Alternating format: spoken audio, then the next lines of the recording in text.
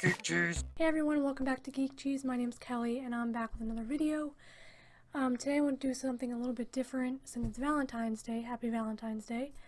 I wanted to talk about some of my favorite romantic movies, my favorite Valentine's Day movies. I tend to like the more sad variety of romantic movies. I think that's because this holiday has been pretty tragic for me for most of my life. Not since being with Greg, of course, but back in the day. So I tend to like sadder, more tragic romantic stories. The first movie I'm going to talk about is one called It Happened One Night. It stars Clark Gable and Claudette Colbert, and it's really funny. Greg actually likes this movie too, and basically he's the main character, Clark Gable. He's this journalist writer guy for a newspaper, and in the beginning of the movie he gets fired, and it's really funny. It's like this really funny part, and he ends up meeting this runaway rich girl, and they kind of go on this like jaunt together, this little adventure, and they don't really like each other, and I think you can probably guess what happens, but I'm not going to give too much away. But it's really funny.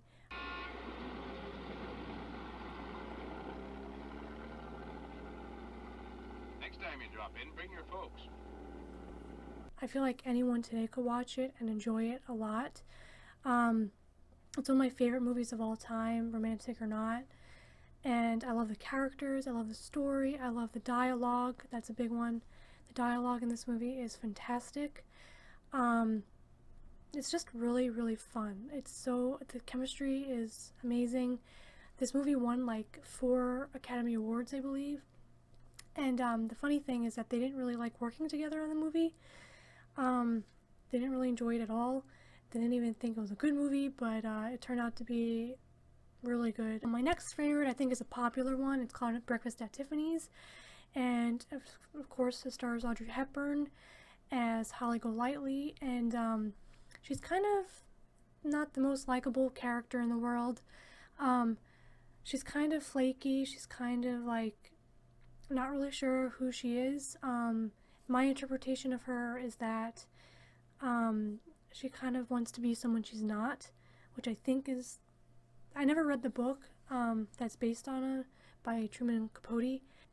My general consensus of her is that she wants to be someone she's not, and there's a man that she meets who is perfect for her, sort of, and she kind of doesn't think he's good enough for her, sort of, and it's kind of complicated. She's a complicated character, and the ending is fantastic, very popular, well-known ending, I feel like, and I highly recommend it. Another favorite of mine by Audrey Hepburn is a movie called Roman Holiday. It's my favorite by her.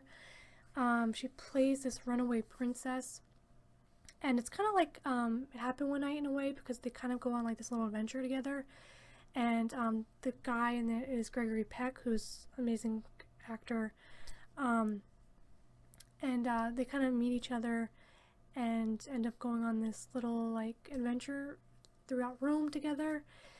And he's a writer as well, and it's kind of like the same idea of It Happened One Night, sort of. The ending is, oh my god, kills me. Take the whole day.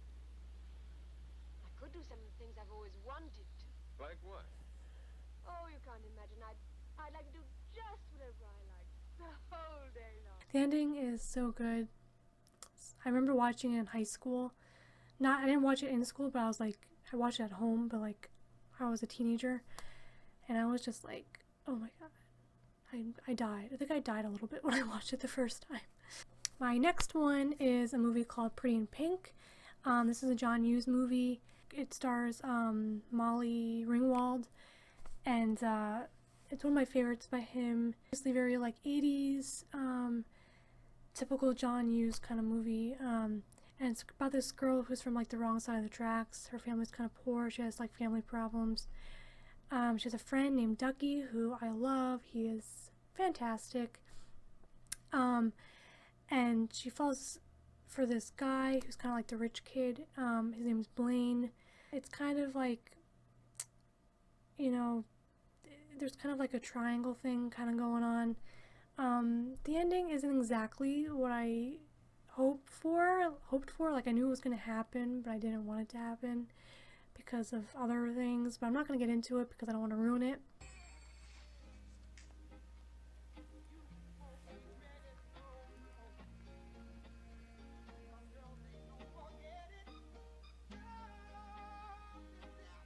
Let's just say I love Ducky, okay? Let's just say Ducky is everything.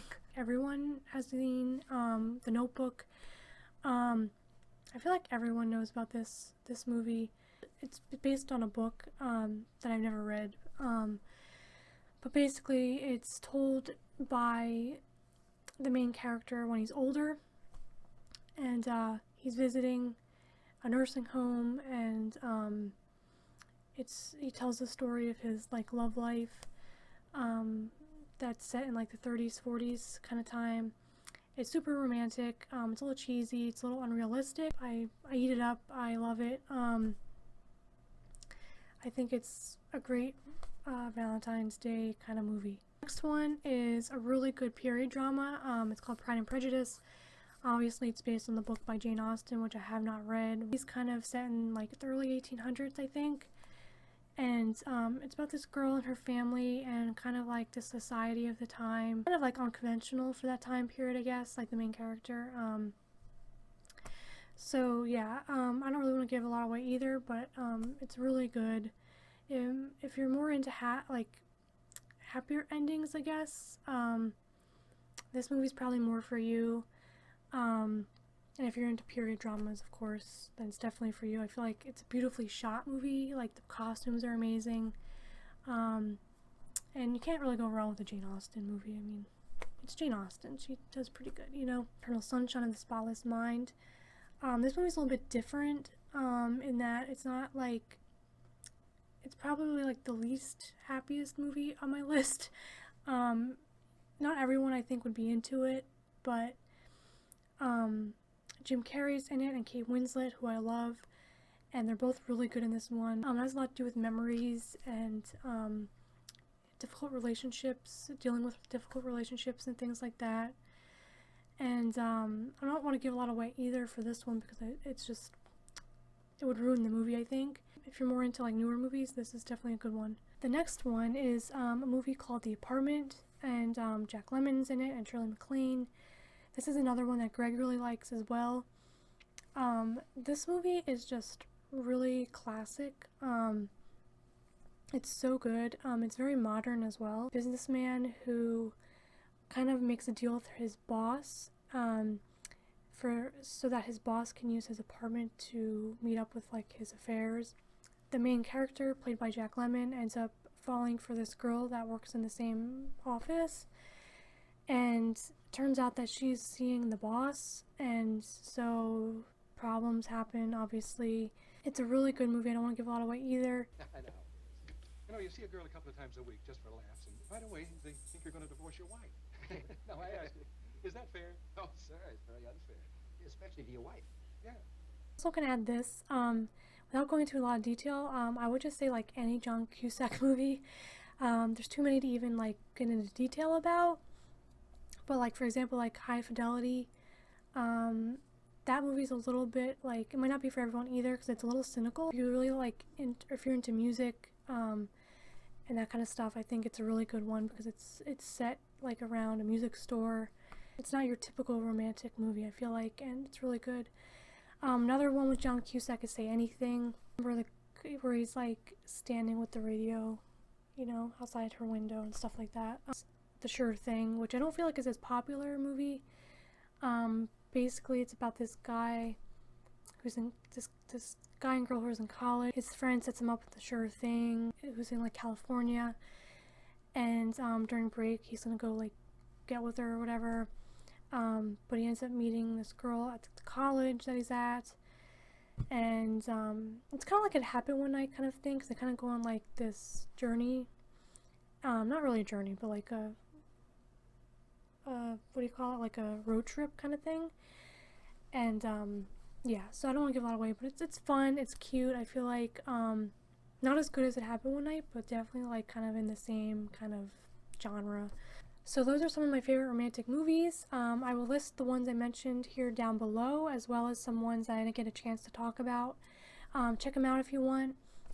And if you like these kind of videos, let me know, and I will do another video about movies. Hopefully next time Greg will be able to join me, because I feel like maybe he could mention some movies that I'm not thinking about.